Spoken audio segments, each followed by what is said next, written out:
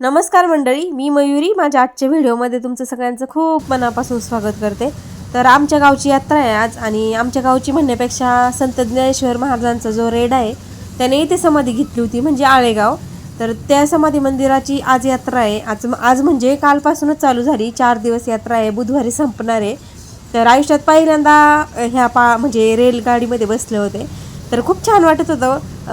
आमच्या गावामध्ये म्हणजे माहेरी काय अशी एवढी मोठी यात्रा भरत नाही, आणि इथं सुद्धा भरायची, पण लहान लहान मुलांना पाळण्यामध्ये बसवण्यातच दिवस जात होते. पण ह्या वर्षी मी ठरवलंच होतं की बसायचं आता ह्या वर्षी, आणि बसले होते. खरंच खूप छान वाटत होतं. आणि ह्या पाळण्यामध्ये बसायला तर इतकी भीती वाटत होती, म्हणजे मी जे काय पाळणे असतील म्हणजे जे काही दिसेल त्याच्यामध्ये ह्या वर्षी बसले होते. आणि मुलांची पाळणे असतील त्यामध्ये मुलांना सुद्धा बसवलं होतं, कारण की सगळ्याचा मला आनंद घ्यायचा होता. नंतर हिरूला आणि मरूला ह्याच्यामध्ये सुद्धा म्हणजे सोडलं होतं, तर याच्यामध्ये सुद्धा भरपूर खेळून आले त्या दोघीजणी. तर हिरूनी सुद्धा खूप एन्जॉय केला, आणि मी आयुष्यात पहिल्यांदा आज आकाश पाळण्यामध्ये सुद्धा बसले, कारण मी आतापर्यंत कधी बसण्याचा विचार पण केला नव्हता. तर खरंच खूप छान वाटत होतं. नंतर ना हिरूचा बड्डे होता, मग आम्ही केक कट करायला गेलो होतो हॉटेलमध्ये. तर चला घे कट करून, चल घ्या कट करून घ्या. Happy birthday to Hiranya, happy birthday, happy birthday, happy birthday to you. दीदीला भरव, दीदीला भरव, पप्पाला, बाळाला, मला पण भरव. हा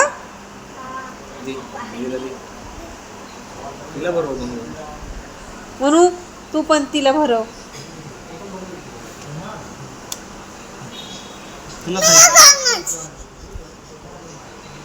जा त्यांच्यात, इकडून उतर, उतर इकडून, जा खायला.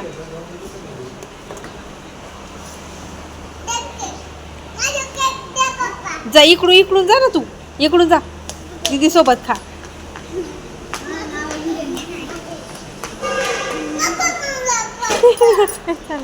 ये ना तू.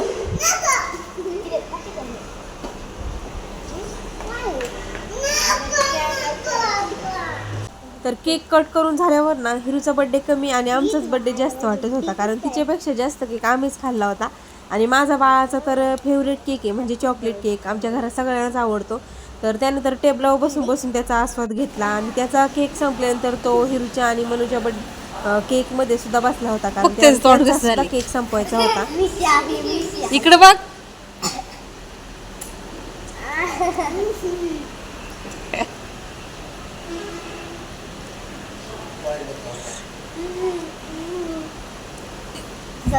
झालं बघ असा बोच काढतो.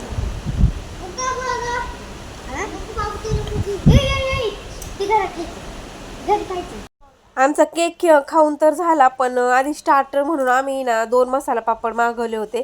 तर हिरूचं असं म्हणणं होतं की सगळ्यांना एक एक मसाला पापड मागवायचा.